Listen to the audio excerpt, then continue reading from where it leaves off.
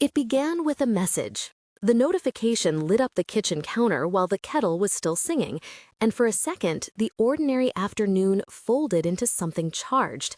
The sunlight lay across the table in wide, lazy stripes, and the smell of coffee hung like a promise. I picked up my phone more slowly than I needed to, like someone who wants the small ritual to last, and the name on the screen hit me with a soft, ridiculous jolt. Emily. Not a professional ping, not a work thread, just Emily in all caps with a heart that seemed oddly brazen in the middle of a Tuesday. I felt, in that precise second, a pull that was equal parts curiosity and a little dangerous thrill. Mark was out of the room, rinsing a mug, humming a song he always forgot the words to, and the ordinary sound of him moving across the apartment did nothing to calm the way my chest tightened. If you like stories that live in domestic corners and tip into the unexpected, like the video and subscribe, because this one unravels in ways you might not expect.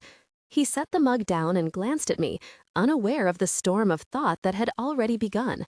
I slipped the phone into my pocket and smiled to myself. There was a secret here, and I intended to find out exactly how delicate or explosive it might be. I walked toward him like someone stepping into an arrangement, and the afternoon held its breath. I had known Emily for 11 years. We met in a cramped art studio where the paint smell glued our schedules together, where she showed me how to stretch canvas and I taught her to name colors she could never see before. We became the kind of friends who shared keys and keys to half memories. Mark and I had been together 7 years, married for 3. And he was the sort of person whose laugh filled rooms and whose hands found mine like a familiar map. Laura worked with Emily at the gallery and joked that their friendship was performance art. Jason was Mark's colleague who always dated someone with a complicated job title. Claire and Daniel were neighbors who hosted too many dinners. Olivia was Emily's sister who texted like a detonator. Those names braided into the background of my life, small constellations that made every day recognizable. We were close in the way people who build lives together are close. There was comfort, history, and the particular hush of knowing someone for a long time. My relationship with Mark had its quiet rhythms. We loved each other in a way that had room for soft routines and loud laughter, but we also carried private doubts like folded letters. I had long ago learned the shape of his hands, how he tapped his foot when he was thinking about something delicate. Emily and I shared secrets that felt less heavy because we traded them like currency. That history mattered now because it made the betrayal, if it was betrayal, feel like a puzzle I wanted to examine, not a wound I wanted to rip open. That afternoon, Emily texted the kind of thing that read like a dare wrapped in a compliment. It was casual at first, syrupy and bright, then threaded with jokes about Mark's new haircut and an emoji that made the sentence wobble with intention. I read it twice, then 3 times, and each pass peeled off a layer of rationalization. Could this be nothing? Could it be a harmless flirt? Or did the way her words settled into the margins of my mind indicate something more deliberate? I felt both accused and curious, guilty in the abstract and intrigued in the immediate way one is when a story offers itself like an invitation.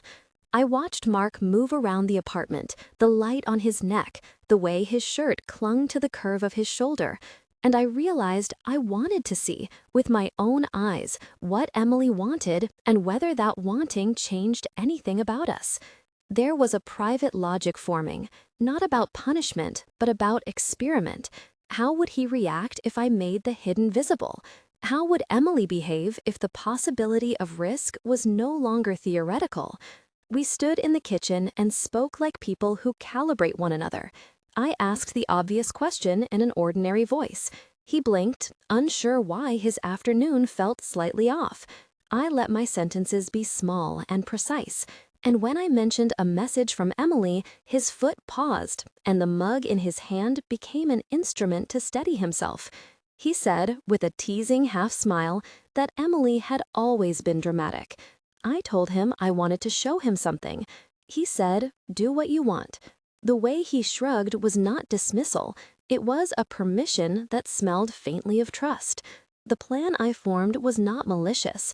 It was an experiment in truth and desire. I texted Emily under a guise of an ordinary coffee catch-up and invited her over. Her answer was immediate and brimming with warmth. She said she had a free hour and would bring a sketchbook. I asked her not to mention anything to anyone. She replied with an emoji that was almost a promise. Laura messaged soon after, asking if she could stop by with a pastry. I said yes and offered nothing more. I told Claire to bring an excuse to ring the buzzer at a specific time. Daniel volunteered to be the noise in the hall. I was wrapping a small performance in domestic objects and the names of people who would, in small ways, be complicit. The doorbell was a punctuation mark in the slow paragraph of the afternoon. Emily arrived with a tote bag and a laugh, her hair falling like a casual curtain. She kissed my cheek and said, "You are radiant," and the sound of it pressed something warm under my ribs. Mark met her in the doorway with that easy warmth he offered everyone, and I watched the way Emily lingered in that space, the conversation a thread she pulled toward him with skillful hands. Their interaction was light at first, full of gallery gossip and inconsequential details, but I noticed the way her gaze tracked him in the way you track sunlight across a room. I asked for a sketchbook to look at and held it on my lap like an artifact while they talked about a show that Laura was curating. The air collected small smells, coffee and pastry butter, a hint of Emily's perfume that smelled of something green and sharp and strangely intimate. The room felt close, and the sounds were magnified. The scrape of a chair, the soft tap of a spoon, the low murmur of our voices folding over one another.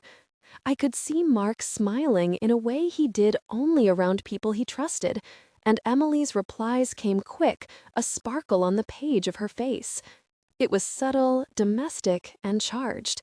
We began to talk about small things and then moved toward an honesty that I guided with brittle tenderness. I asked Mark to tell us about a meeting at work, something mundane. He obliged, details spilling out, and Emily listened like a student in the best kind of class. I asked him what he loved about the way his team worked, and he said, without looking at me, that he appreciated people who made curious observations. Emily chimed in with a laugh and a story about a critic who missed an obvious point. The words were ordinary, but the subtext hummed. Then, to loosen the thread, to make the hidden show itself in the light, I asked Emily to read aloud a note she had left in her sketchbook. She hesitated, then slid a page free, and her voice changed. She read lines that were silly at first, and then edged into something more personal. We traded looks, and my lungs learned to hold small truths. The conversation moved faster, and our words began to overlap.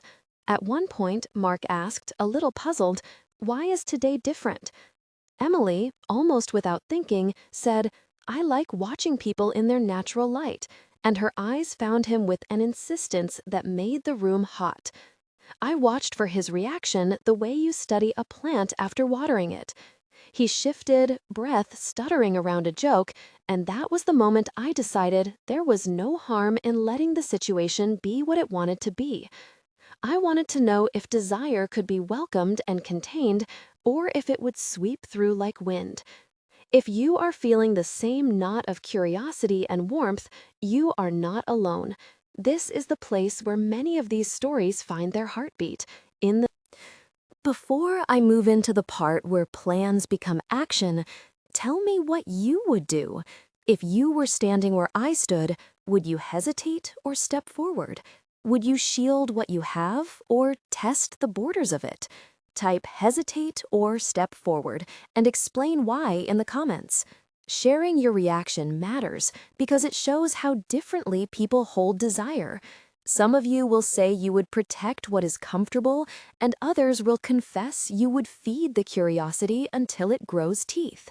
Both responses are valid, and none of them are simple. When you write, you help shape the next stories I tell.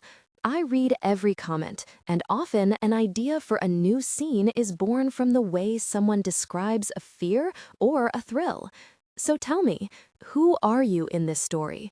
Are you the cautious guardian, the intrigued conspirator, or the one who watches and waits for the unfolding? Your perspective makes the community richer and helps me figure out which doors to open next. Now, back to the living room, where Emily had already settled herself on the couch and Mark was pouring two more coffees as if nothing were happening at all. The rest of the afternoon depended on the smallest choices. I told them a story about an old friend, something half true and oddly revealing, to give the moment a shape. It was a contrivance, and they both recognized the theater of it. The dialogue between us lengthened, became more intimate as we allowed jokes to slip into confessions. Emily admitted, almost in passing, that she found Mark easy to talk to. Mark laughed and deflected in a way that was his armor. I let my questions be soft traps and watched how they landed. At one point, Emily said, under her breath, "I always liked the way he notices small things." And Mark, surprised, asked what she meant. She answered with a smile that was both guilty and proud. I felt the temperature rise around my face, an internal heat that had nothing to do with embarrassment. The scene shifted from curiosity to permission.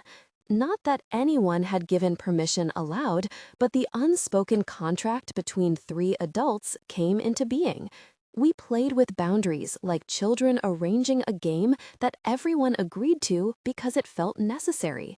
The dialogue moved, an exchange of 8, 9 sentences, each carrying subtext, each landing with a small, delicious friction. There was laughter and a pause, a look that lasted, and then hands that found cups that needed steadying. The air was thick with potential. The seduction I planned was not about trickery. It was about letting something that felt plausible be seen. I suggested, lightly, that we make an exercise out of truth. We would each speak one desire we had never said aloud in that room before. Mark raised an eyebrow but did not refuse. Emily bit her lip and nodded. I started not with explosive confession, but with a simple truth about wanting more surprise in my life. She followed with a line that was honest and tremulous. Mark said, "I want to be noticed in ways I do not always notice myself." We circled round and then toward each other, like planets pulling closer. Conversation lengthened into an intimacy of language. Our exchanges grew to 10 and 11 turns long, each voice softening and revealing. We touched on memory, current craving, the past of friendships, and the way desire can complicate and clarify at once. Senses were involved at every step. I smelled Emily's perfume, the clean green hint that made my skin remember sun. I heard Mark's breath catch when she reached for a phrase. I felt the warmth of the couch transfer through my thighs. I saw the light in their eyes, the small reflections. My fingertips found the seam of my jeans, and I remembered how small gestures can mean everything. The room was both intensely private and oddly theatrical, and each description of sensation landed like an exclamation. There was a moment of decision that came in two waves. First, a memory that had nothing to do with the present arrived, a simpler time when I had been reckless in a different city, and I felt, for a second, the person I had been. That memory made my current choice feel like continuity rather than rupture. Then came a sharp, immediate hesitation as the practicalities peered over the edge. What about the neighbors? What about the relationships that would be shifted? We spoke those questions out loud in two turns, each sentence heavy and honest, and then we chose.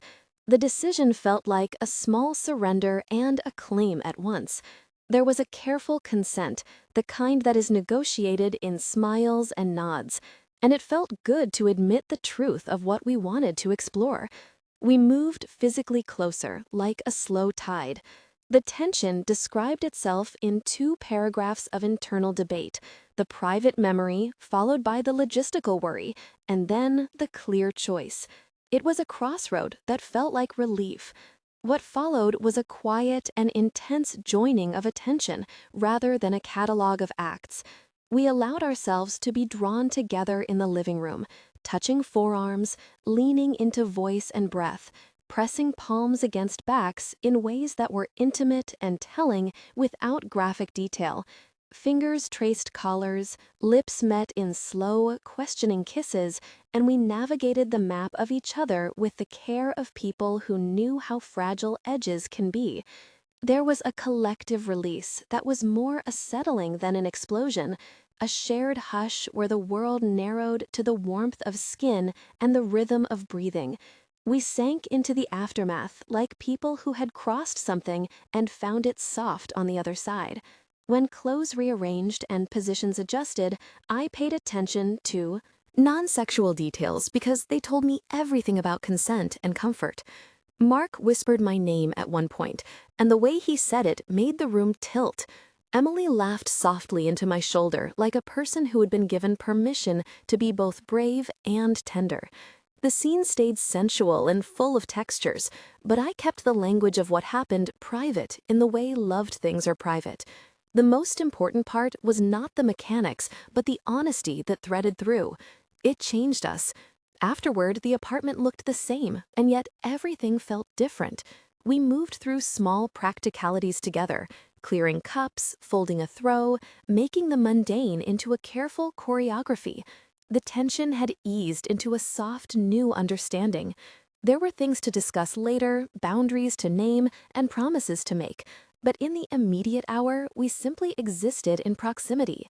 The conversation that followed was long and honest, a necessary accounting.